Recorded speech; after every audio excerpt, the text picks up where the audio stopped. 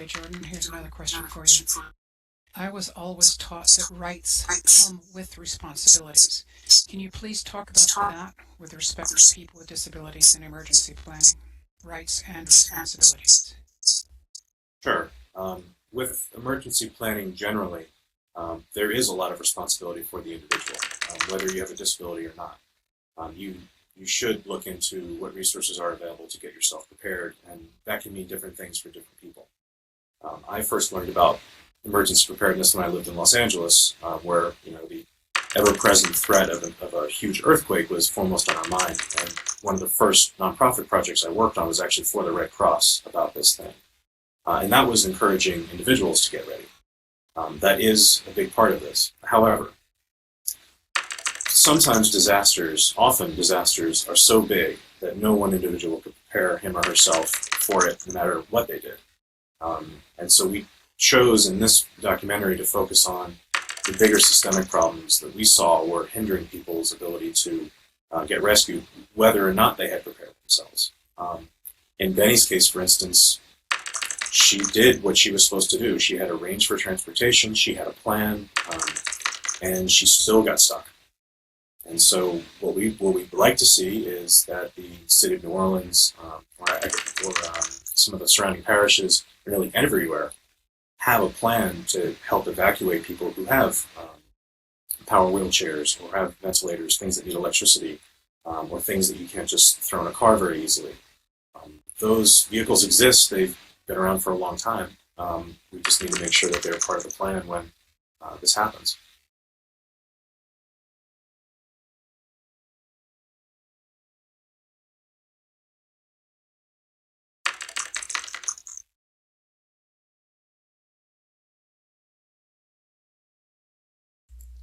Okay, Tarquin has sort of a question and a comment.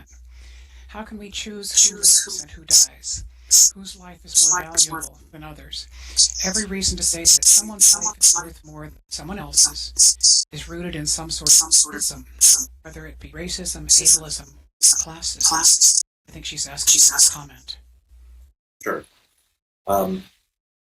That is both true and untrue. And let me explain what I mean by that. When people consciously or unconsciously value some over others, it can be because they have a conscious or unconscious bias against their race, their class, disability, along those lines. And that is definitely part of the story. What is equally pernicious, though, is the idea within a disaster that kind of emergency planners' minds are focused on saving the most people that they can. And sometimes that leads them to prioritize, frankly, people who are easier to save. People who don't have large machines that they have to bring with them, people who don't have symptoms of a mental illness that have to be taken into account.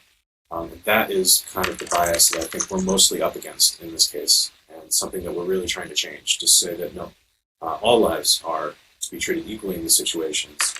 When you don't plan for some people, you're essentially saying we don't care what happens to them, we don't care if they die, and that's the attitude we need to change. Sometimes when emergency planners don't even know that they're aware that they have this bias to begin with.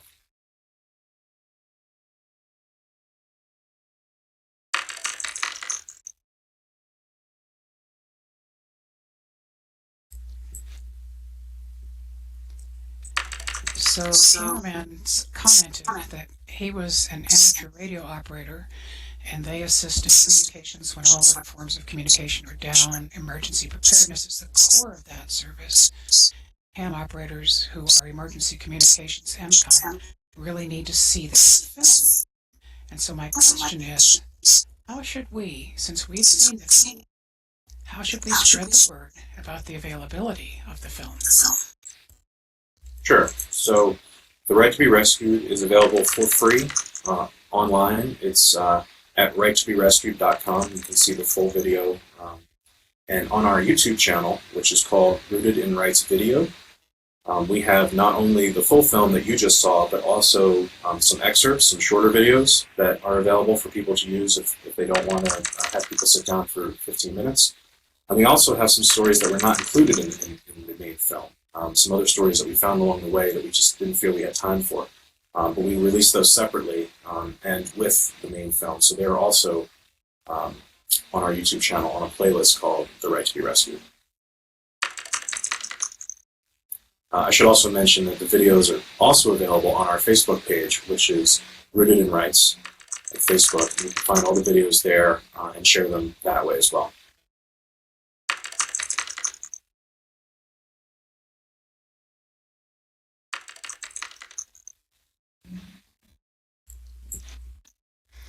Ice Guy has a comment that you can comment back on, Jordan.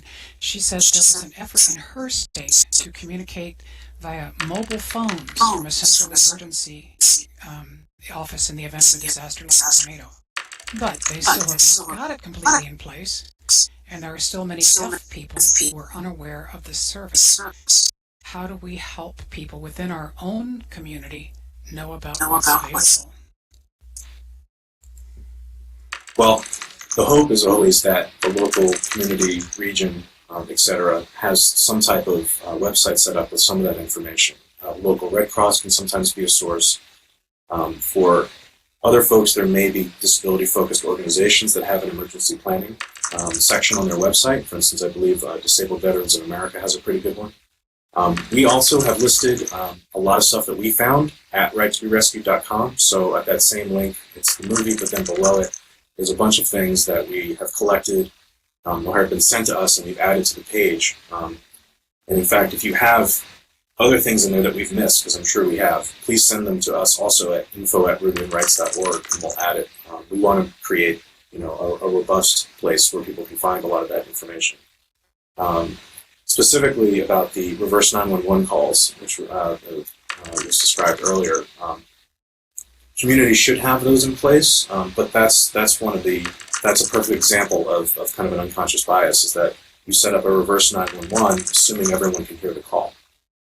When really what it should be is a reverse 911 that has an option for a text or an email or some sort of other message that takes those things into account. And what that probably means is the folks who set that up did not have a discussion with the local disability groups.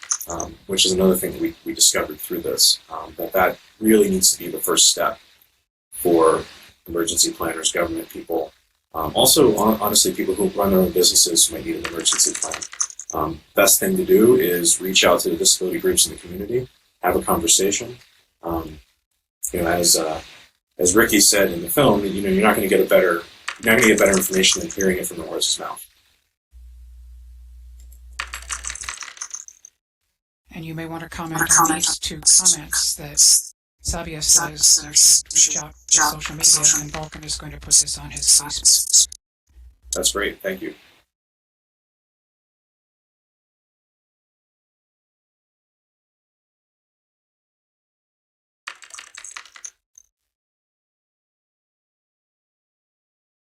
Tarquin had a couple of ideas, perhaps a special unit for disability evacuation and some disability planning organizations. Have you heard of any of that?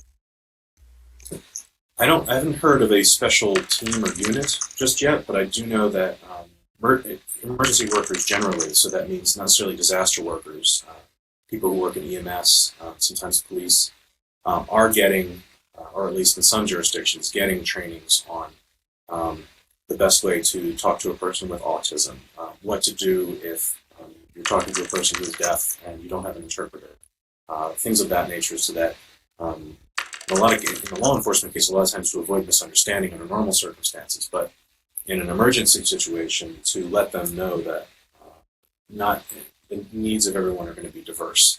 They need some specialized training in order to know how to handle this.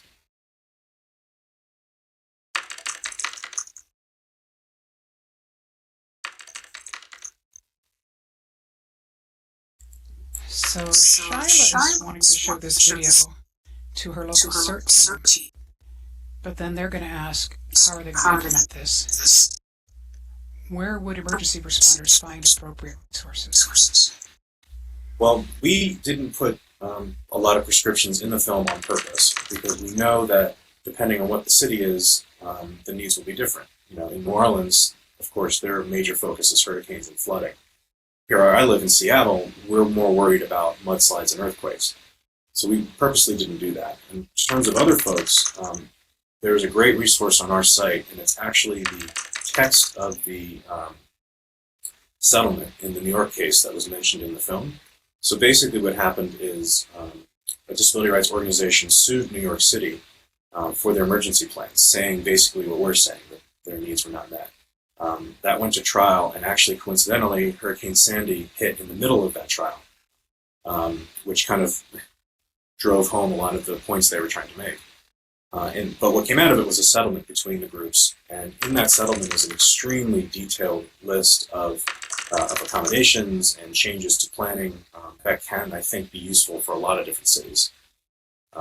New York, major concerns. Again, it's different. It's a big city, so it's concerned about people being trapped in high rises when the elevators don't work, and some other specialized things. But more broadly, they also talked about how to let people know about shelters, how to make shelters accessible, which is we need to do everywhere. So I think that's a great place to start. And then, reach out to the disability community and ask them what they need if you want to start from scratch, or reach out to other places where they've started implementing some of these changes. Both New York and Los Angeles have, New Orleans has to a point. We're doing a little bit of it up here in Washington, but give them a call and see what they've done. Is a great place to start as well.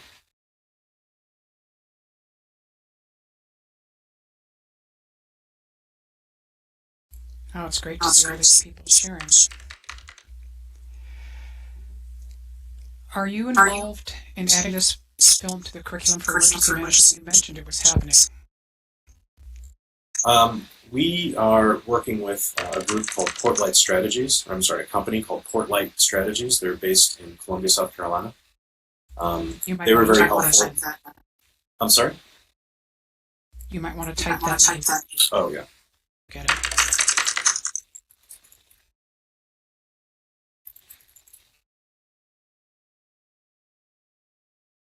So we were in communication with this company called Portlight Strategies, and what they do is actually advise. I should have mentioned this earlier. They advise cities and communities on these emergency planning issues, specifically for people with disabilities.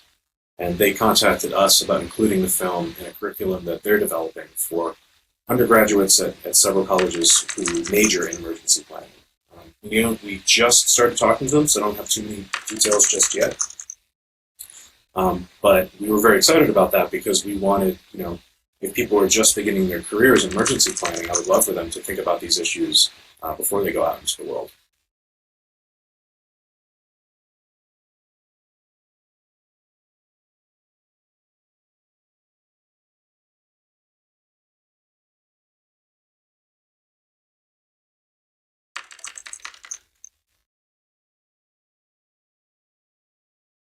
Here.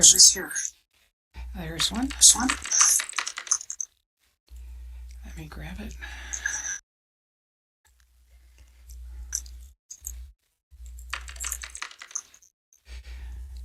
There was a statement in the film. We need to be thought of as a human being. That's a really powerful statement. How else does your organization advocate for this, not just for people with disabilities? Well, I think one of our founding principles is that people with disabilities are like anybody else. They deserve the same rights as anybody else, and it is the bedrock of everything that we do. And my organization, Rooted in Rights, is made up of 3 individuals, creative professionals, and so our job is to put these stories out into the world. Most of the people I work with are actually attorneys or advocates, and what they do every day is using their skills and their background, they investigate jails and prisons to make sure that people with disabilities in the criminal justice system are being treated equally. They look into schools and institutions to make sure that kids with disabilities are not, one, being trapped in institutions when they don't want to be, and in schools making sure that when they finally complete school, they're not shuttled into an institution, that they have other options, that they're made aware of other things that they can do. And make sure they're not segregated while they're getting educated in the first place. So I think that on everything that we do, whether it's a lawsuit when necessary, or when we do our outreach into the community, which is basically every day, the idea that everyone needs to be thought of as a human being is essential to every single thing we do.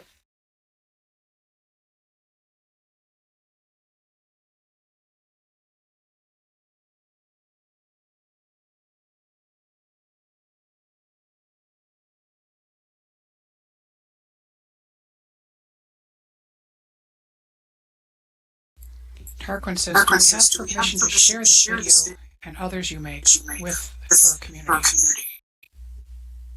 Every video on our social media channel on YouTube or Facebook, including The Right to Be Rescued, is free for you to use however you'd like it. What we would ask is that you throw us an email and let us know when you're having events and how many people showed up, just so we can track to see how much of an impact we're having. And then also, if it's something we can help promote, let us know. We try to do that when possible. Even if it's a small event, we're happy to put that up on our social and let people know what's going on. And that's true for any of our videos. If you need a DVD, if you can't stream off the internet for whatever reason, throw us an email, again, at info@rootedinrights.org. And that, just let us know what you need and what you want to use it for, and we can usually get that out to you pretty quickly.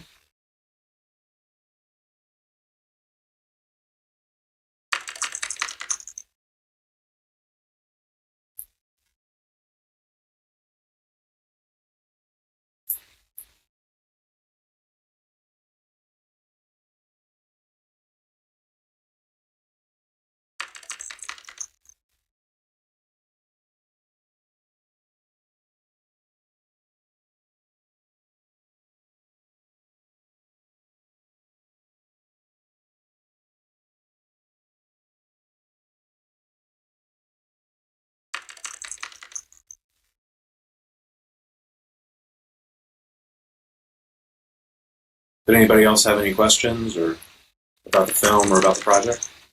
Yeah, there's another person typing another question.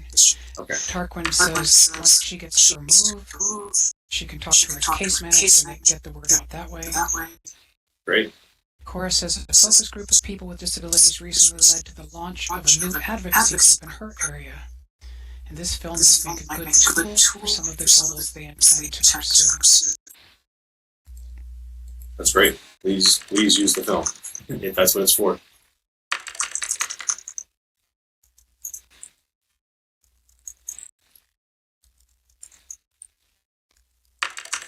And I'm thinking this film would be great for things like Rotary organizations. Yeah, another thing I should mention is that if there are events coming up or conferences or just groups you know of that we don't, that you think should see the film, again, let us know, and we can hopefully get in touch with them and send them a link so they can use it. That's anywhere in the world. Who might be able to use the story. We think it's applicable to everywhere because everywhere will have some kind of disaster at some point.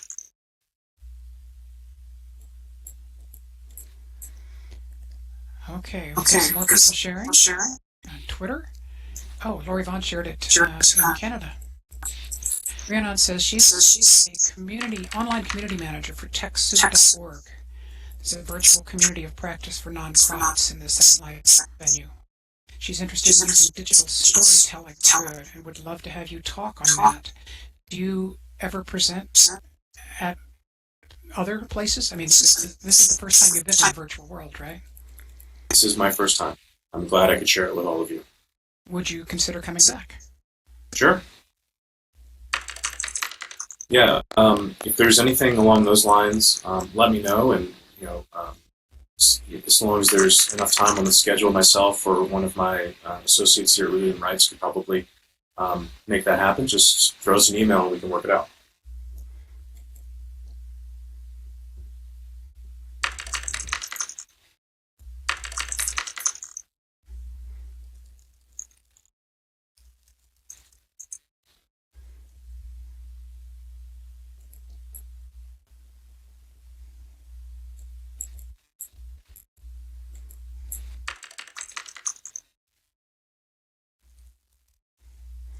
Any other questions? I'm still digesting some of the facts you gave us.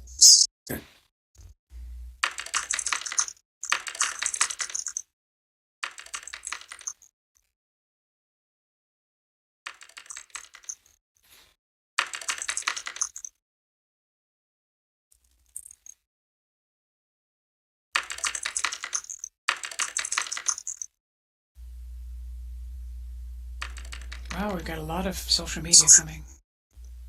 Yeah, it looks like it. Thank you guys for putting it out there. Really appreciate it. Well, I want to thank Jordan for presenting. This was excellent. I want to thank Ruby for introducing him, and thanks to the transcriptionist, of course, for helping make sure that everybody could do that. Sabia asked if the registry for special needs is just for Katrina, or is it national? There is not a national one so far as I know. Usually registries like that are done at the local level. So I believe New York has one, New Orleans started theirs. But that's part of their limit. And for instance, in New Orleans, it just covers literally city of New Orleans. So some of the surrounding parishes are not included. So I would look into those, and it really is usually done on a local, regional basis.